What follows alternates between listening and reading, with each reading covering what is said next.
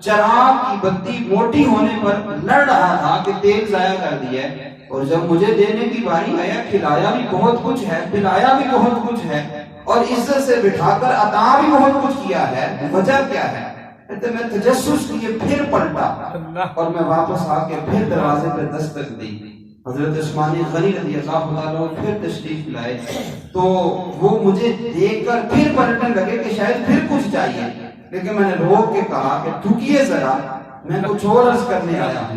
تو میں کہو کیا کہنا ہے؟ تو اس شخص نے کہا کہ میں حیران ہوں کہ جب میں آیا تھا دروازے پہ دستک دینے لگا تھا تو اندر سے آپ کی آواز یہ آ رہی تھی کہ اپنی بیوی کو ڈانٹ رہے تھے، تم نے تیل ضائع کر دیا اور بتی موٹی کیوں ڈال دی؟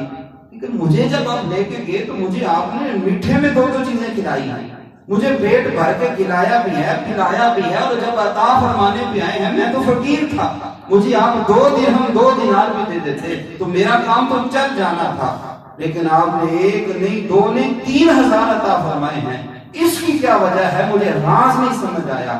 حضرت عثمان غنی رضی اللہ عنہ کی آنکھوں سے آنسو آ گئے، اور میں وہ جو بیوی سے میں جھگڑ رہا تھا اس کو کہہ رہا تھا کہ تم نے دیوے کی بتی موٹی ڈال کے چراغ کے اندر تیل ضائع کر دیا ہے، وہ معاملہ میرے گھر کا میری ذات کا تھا، لیکن اب میں اپنے آپ کو نہیں، میں رسول اللہ کی ذات کو دیکھ رہا تھا، میں یہ دیکھ رہا تھا کہ حضور نے بھیجا ہے اور یہ میرا اور میرے رب کا معاملہ تھا، جب میری باری تھی تو میں اسی پہ اکتفا کروں گا جس سے گزارا ہو جائے، لیکن جب رب کے لیے اور اللہ کے رسول کے لیے کسی کو دینے کی باری آئے گی تو پھر میں وہ دوں گا جو اپنی جان سے بڑھ کر مجھے پیارا ہوگا۔ یہ انداز، یہ ان کا کردار، اسے کہتے ہیں اخلاق حسنہ، یہ ہوتا ہے کردار۔ اور اللہ تعالیٰ فرماتا ہے لن تنالوا البر حتى تنفقوا مما تحبون، تم اس وقت تک نیکی پا ہی نہیں سکتے جب تک تم اس کی راہ میں وہ نہ خرچ کرو جسے تم خود پسند کرتے ہو۔ یہ اخلاق، یہ تو کوئی کردار نہیں ہے کہ جناب شادی میں کھانا پکایا تھا اور ایک دیگ بچ گئی تو اب وہ ٹھنڈی دیگ رات کے 12 بجے اٹھا کے نوکر کو کہا جاؤ جا کے کسی مدرسے میں دے آؤ، اب اس کھانے میں ضائع ہو جانا۔ یہ وہ نیکی نہیں ہے، یہ نیکی نہیں ہے کہ کھانا بچ جائے تو آپ لے جائیں ہاسپٹل کے باہر اور وہاں جا کے پھر اس کو بانٹ آئیں۔ ٹھیک ہے، ضائع ہونے سے وہ بہت اچھا ہے کہ کسی کو دے دے، بہت اچھا ہے، پر مزہ تو یہ تھا پہلے ان کے لیے نکالا جاتا پھر کسی اور کے پیٹ میں جاتا۔ یہ ہوتا ہے کردار، یہ ہوتا ہے اخلاق، اسے کہتے ہیں اخلاق حسنہ۔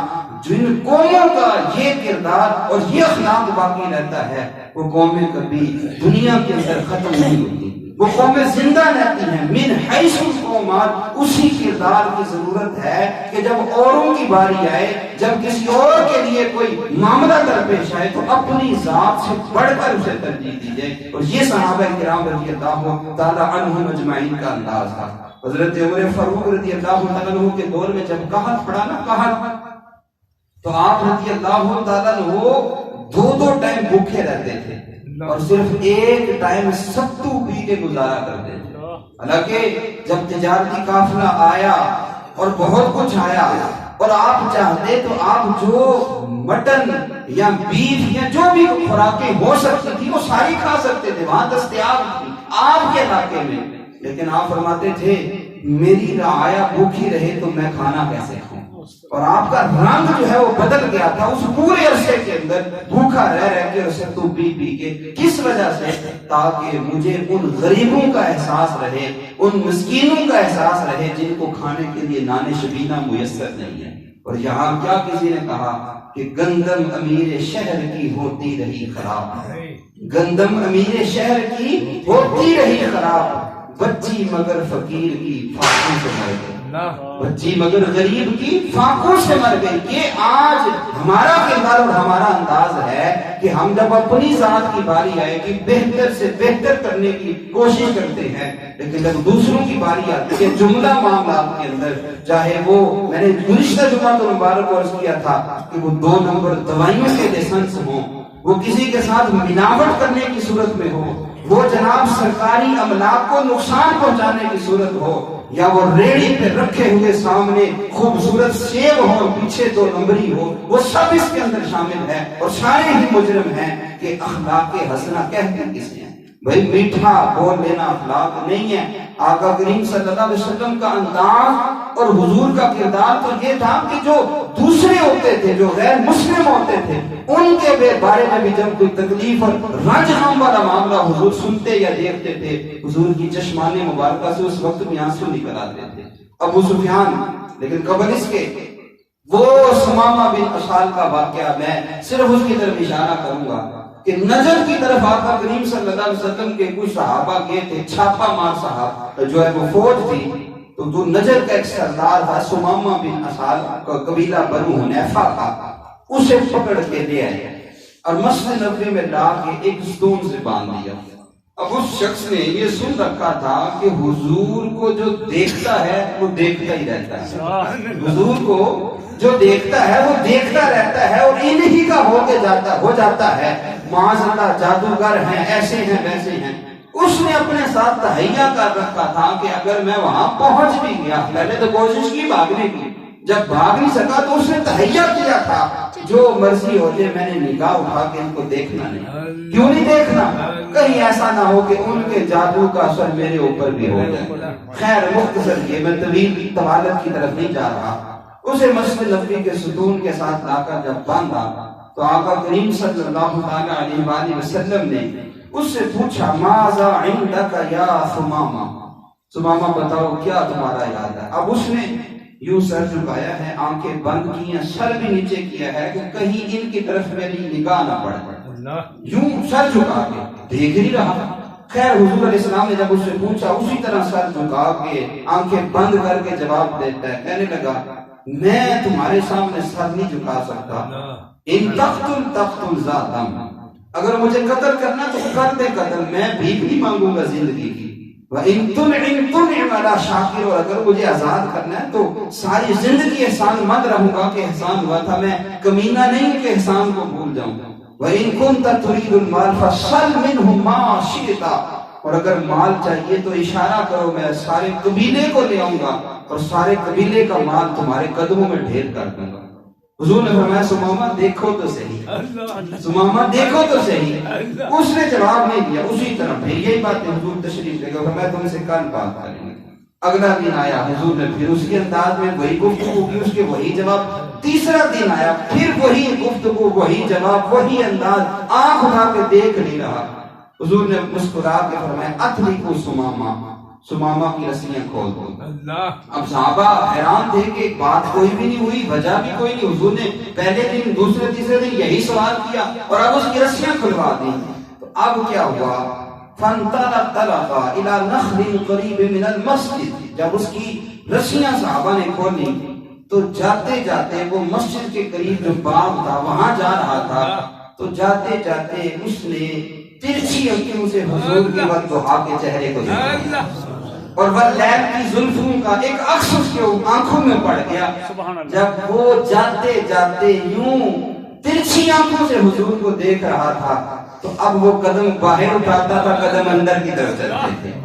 اب ہوا کیا؟ فانطلق الى نخل قریب من المسجد ثم اغتسل، وہاں جا کے غسل کیا اور پھر واپس آیا۔ تو صحابہ بھی حیران ہے کہ حضور نے چھوڑا کیوں ہے، بات اتنا بڑا سردار ہم پکڑ کے لائے ہیں، چھوڑ بھی دیا، بات بھی کوئی نہیں کی۔ خیر حضور نے فیصلہ فرمایا تھا، وہ چپ کر کے اس پہ راضی تھے۔ تو تھوڑی دیر گزری تو سمامہ غسل کر کے صاف ستھرا ہو کے حضور کے قدموں میں آ گیا۔ فرمایا سمامہ ہم نے تمہیں کھول دیا، تم جاتے کیوں نہیں؟ تمہیں تو آزاد کر دیا تھا، اب جاتے کوئی نہیں۔ پر کھول کے کہا سیاد نے مجھے، پر کاٹ کر کہا سیاد نے مجھے، جا تجھے کشمکش درد سے آزاد کیا۔ اب پر بھی کاٹ دیے اور دل بھی حضور نے اپنے اوپر فدا کر دیا۔ فرمایا سمامہ تمہیں کھول دیا، اب جاتے کیوں نہیں؟ عرض کی حضور جانا چاہتا ہوں قدم اٹھتے نہیں ہیں، جانا چاہتا ہوں قدم اٹھتے نہیں ہیں۔ تمہیں کیا چاہتے ہو؟ حضور کلمہ پڑھ کے مسلمان ہو گئے۔ نعرہ تکبیر، نعرہ رسالت، نعرہ حیدری، لبیک لبیک لبیک۔ اب اس نے جب یہ عرض کیا تو تین باتیں اس نے کہی۔ اس نے پہلی بات یہ کی، کہنے لگا یا رسول اللہ صلی اللہ علیہ وسلم جب تک میں یہاں آیا نہیں تھا تو سب سے زیادہ مجھے جس سے نفرت تھی وہ دین اسلام تھا، لیکن خدا کی قسم صرف ایک نگاہ آپ کو دیکھا ہے، اب سب سے پیارا جو دین لگتا ہے وہ آپ ہی کا لگتا ہے۔ اور پھر دوسری بات اس نے کی کہ مجھے سب سے زیادہ اگر نفرت کسی شہر سے تھی تو مجھے اس آپ کے شہر مدینہ سے تھی، لیکن اب جب آپ کو ایک نگاہ دیکھا ہے ساری دنیا میں سب سے سونا شہر بھی یہی لگتا ہے۔ پھر اس نے تیسری بات کی، کہنے لگا یا رسول اللہ صلی اللہ علیہ وسلم، میں جب تک یہاں نہیں آیا تھا جو سنا تھا اس کی وجہ سے اگر سب سے زیادہ نفرت میں کسی سے کرتا تھا تو وہ آپ کا چہرہ تھا، لیکن اب حال یہ ہے کہ اگر چین ملتا ہے تو آپ کے چہرے کے دیدار میں ملتا ہے، اگر سکون ملتا ہے تو آپ کی صحبت میں ملتا ہے۔ اب یہ یمامہ سے تھا اور یہاں مکہ کے جتنے لوگ تھے ان سب کا جو تجارتی تعلق تھا وہ یمامہ کے لوگوں کے ساتھ تھا۔ اب اس نے عرض کیا حضور وہ جو مکے والے جو آپ کے دشمن ہیں، کل تک میں ان کا پارٹنر تھا، ان کا ساتھی تھا، لیکن آج میں اس مسجد نبی میں اعلان کر رہا ہوں واللہ لا یاتیکم من الیمامۃ حبۃ حنطۃ حتی یاذن فیہا النبی صلی اللہ علیہ وسلم۔ عرض کی حضور خدا کی قسم اب میرے شہر میرے علاقے سے یمامہ سے مکہ المکرمہ میں اس وقت تک ایک بھی گندم کا دانہ نہیں جائے گا جب تک آپ اجازت نہیں عطا فرمائیں۔ اب بات سنیے گا، میں اخلاق کی بات کر رہا تھا اور یہ میں نے کیونکہ آگے اس کی بات آئی اس لیے یہ بات آپ کے سامنے رکھی ہے تاکہ آپ اگلی بات کو سمجھ سکیں۔ پہلے خود گندم دیتے تھے، سارا سلسلہ آتا تھا، اب انہوں نے روک دی۔ ادھر مکے میں قحط پڑا، ابو سفیان جو بعد میں جا کے مسلمان ہوئے ابھی تک کافر تھے، اور یہ حضور کی زوجہ حضرت ام حبیبہ رضی اللہ تعالیٰ عنہا کے والد بھی ہیں، انہوں نے پہلے اسلام قبول کر لیا تھا، حضور کے عقد میں بھی آ چکی تھی۔ خیر مکے میں قحط پڑا اور اتنا شدید قحط پڑا کہ لوگ بھوکے مرنے لگے۔ ابو سفیان نے کہا کہ اب اس قحط سے چھٹکارے کا ایک ہی چارہ ہے کہ اس محبوب کے قدموں میں جا کے حاضری دیں۔ وہ مکے سے چلا، چلتے چلتے مدینہ المنورہ پہنچا، سب سے پہلے اپنی بیٹی حضور علیہ السلام کی زوجہ حضرت ام حبیبہ رضی اللہ تعالیٰ عنہا کے گھر میں گیا، اور حضور اس وقت گھر نہیں تھے، حضور مسجد میں تھے۔ تو جا کے جب دروازے پہ دستک دی، اس کے دل میں خواہش تھی بیٹی ہے، باپ ہوں اور مجھے ملے گی بڑے اشتیاق سے، خیر بیٹی اندر چلے گئے، اور جب بستر پہ بیٹھنے لگے تو بیٹی تھوڑی دور تھی، دیکھا کہ میرا باپ حضور کے بستر پہ بیٹھنے لگا ہے تو چیخ کے کہا کو رک جائیں، رک جائیں۔ اس نے سمجھا کہ میں سردار ہوں، پیسے والا ہوں اور میری بڑی شان ہے، تو میری بیٹی نے اس وجہ سے روکا ہوگا کہ یہ بستر میرے بیٹھنے کے قابل نہیں ہے۔ خیر حضرت ام حبیبہ جلدی سے بستر میں بیٹھا اور خالی چادر میں کہا اب بیٹھیں۔ باپ بڑا حیران ہوا، کہا بیٹی کیا ہوا؟ وہ بستر میرے بیٹھنے کے لائق نہیں تھا۔ تو بیٹی کا جواب باپ کو کیا تھا؟ کہا نہیں بستر کا مسئلہ نہیں، مسئلہ آپ کا ہے، بستر کا مسئلہ نہیں، مسئلہ آپ کا ہے۔ کہا کیسے؟ کہا وہ پاک نبی کا پاک بستر ہے، وہ پاک نبی کا پاک بستر ہے اور آپ کا شرک والا ناپاک جسم ہے، یہ پاک نبی کے پاک بستر کو لگنے کے قابل نہیں۔ ابو سفیان کہتا میں سر پکڑ کے رہ گیا، میری بیٹی، میرا خون اور مجھے یہ جواب، لیکن مجھے یہ پیغام مل گیا کہ واقعی جیسی محبت حضور کے غلام حضور سے کرتے ہیں کوئی اور نہیں کر سکتا۔ اب خیر بات مختصر، ابو سفیان جب حضور کے پاس پہنچا نا، اب یہ وہی لوگ تھے جنہوں نے مکے کے شہر میں حضور کی بیٹی کے اس جگہ پہ نیزہ مارا تھا جس کا نام بھی لیا جا سکتا۔ یہ وہی لوگ تھے کہ جب حضور علیہ السلام مکے میں خانہ کعبہ کے سامنے سجدے کی حالت میں تھے، گلے پہ اونٹ کی اوجری لا کے ان لوگوں نے رکھی تھی۔ یہ وہی لوگ تھے جب حضور مکے سے جا رہے تھے، فرمایا مکہ میں تجھ سے پیار بڑا کرتا ہوں پر تیرے شہر کے باسی مجھے یہاں رہنے نہیں دیتے۔ یہ وہی ظالم تھے جنہوں نے احد کے میدان میں حضور علیہ السلام کے چچا حضرت حمزہ رضی اللہ تعالیٰ عنہ کے کلیجے کو کچا چبایا تھا۔ یہ وہی لوگ تھے جنہوں نے حضرت حمزہ رضی اللہ تعالیٰ عنہ کے کان، آپ کے ناک اور آپ کے جسم کے اعضاء کو کاٹ کے ہار بنا کے گلے میں پہنا تھا۔ یہ سب وہ لوگ تھے اور یہ سارے ظالم جابر تھے، لیکن حضور کے پاس جب ابو سفیان آیا اور آ کے اس نے عرض کیا حضور اس مکے میں قحط پڑ گیا ہے، बच्चे भूखे मरने लगे हैं, लोग चमड़ा कूट कूट के खा रहे हैं, दरख्तों की लकड़ियां तक खा गए हैं। जब ये जुमले वो कह रहा था, सारे जुल्म हुजूर के सामने थे, लेकिन किरदार क्या होता है। जब वो जुमले बोल रहा था, मेरे हुजूर की आंखों से आंसू बह रहे थे और हुजूर की चश्माने जो मुबारका थी उनसे आंसू निकल रहे थे। अभी उसके जुमले पूरे नहीं हुए थे, हुजूर ने बुलाया सहाबी को और मैं जाओ जल्दी से सुमामा बिन असाल की तरफ पैगाम लेके जाओ कि पहले तू गंदम अपनी मर्जी से दिया करता था, पर अब अपनी मर्जी से नहीं, अब मेरे हुक्म में सबसे पहले मक्के के अंदर गंदम पहुंचा। ये किरदार था, कुछ उनके खुल्क ने, कुछ उनके किरदार ने कर दी। मुसख्खर सारी कायनात शहर लाख ने अपनी जात को बीच में से निकाल दिया। ये किरदार होता है। और यहाँ हमारी हालत क्या होती है, हमारा किरदार ये है कि जनाब इस्लाम का नुकसान होता है तो होते रहे, इस हद तक लोग बातें कर देते हैं। मुझे कोई गाली दे के जनाब सड़क में थोड़ी सी गाड़ी की कट मार के निकल जाए, उसकी जरूरत क्या, वो निकल जाए, मैं छोड़ूंगा नहीं। और जब नबी के नमूस की बारी आती है तो लोग पता है क्या कहते हैं, ओ जी देखो जी हुजूर बड़े रहमत लिल आलमीन थे, ये तो पागल हो गए जो अपने नबी के बारे में ये बातें कर रहे हैं। ऐसे नहीं कहना चाहिए। हालांकि तकाजा ये होता है कि जब इस्लाम की दीन की बारी आए, जब मुल्क की बारी आए, फिर बंदा इन सारी चीजों को पीछे रखता है। और हम अपनी जात के लिए इंतकाम लेने के लिए हर वक्त तैयार रहते हैं और अपनी जात के लिए किसी को माफ करने के लिए तैयार नहीं है। किरदार ये नहीं होता। जंग का मैदान था, पक्का दुश्मन काफिर हजरत अली रज़ी अल्लाह तआला अन्हु के सामने आता है।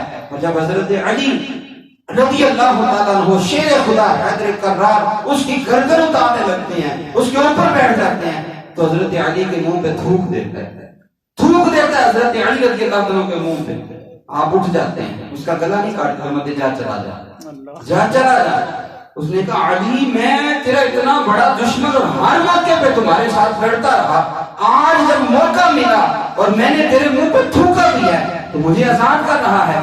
हजरत अली रज़ी अल्लाह अन्हु फरमाने लगे, पहले जब मैं तेरा गला काट रहा था मैं अपनी रात के लिए नहीं, मैं अल्लाह की रजा के लिए काट रहा था। तू काफिर था, दुश्मन था, लेकिन जब तूने मेरे ऊपर थूका, मेरे मुंह पे थूका तो मेरे दिल में गुस्सा पैदा हुआ। मैंने कहा मैं किसी का कत्ल अपनी जात के लिए क्यों करूं, इसलिए मैंने तुझे आजाद कर दिया, जा चला जा। बस यही जुमला था, उसके कुफर से इस्लाम में आने का जरिया बन गया। ये अंदाज, ये है किरदार और ये है अखलाक। हम सिर्फ मीठा बोल लेने को समझते हैं कि यही अखलाक है और यही किरदार है। यार हुजूर अलैहिस्सलाम मस्जिद नबवी में ज़ोहर की नमाज का वक्त, हजरत बिलाल हबशी कहते हैं कि यहूदी गुलाम था, यहूदी, उसका आका जुल्म करता था, हुजूर उस यहूदी गुलाम के काम कर दिया करते थे। एक दिन कोई मामला ऐसा हो गया कि उस पर मुसीबत आ गई, तो ज़ोहर का वक्त है, सहाबा मस्जिद में बैठे हैं, मैं तैयार खड़ा था इकामत कहने के लिए कि उधर दरवाजे पे वही यहूदी गुलाम आ गया और हुजूर से अर्ज करने लगा, इशारा करके मेरी बात सुनिएगा। हुजूर मुसल्ला छोड़ के उसकी बात सुनने लगे। और पता क्या हुआ, यहाँ बस नहीं हुई, यहाँ बस नहीं, उसने कहा कि आपका जुल्म बड़ा करेगा, ये कुछ हो गया है, अगर आप आके सिफारिश कर दें मेरा काम बन जाएगा। और मैं बिलाल ठहर जो पहले इसकी सिफारिश कर रहा हूँ, फिर आके नमाज पढ़ूंगा। यहाँ अंदाज देखिए ना, ये है किरदार। और यहाँ मैं बार बार कहता हूँ जनाब, काउंसलर साहब, चौधरी साहब, वडेरा साहब, वो गरीब का कोई मसला हो जाए तो उसके साथ जाने के लिए भी क्या जुमला होता है, गड्डी करवाइए, पैसे हैं नहीं, खाने देने नहीं। ये कुछ हमारे माशरे में होता है। ये कौमों का किरदार नहीं होता, ये जिंदा लोगों का किरदार नहीं होता, ये जिंदा कौमों का अंदाज नहीं होता, ये अंदाज हमारा नहीं है।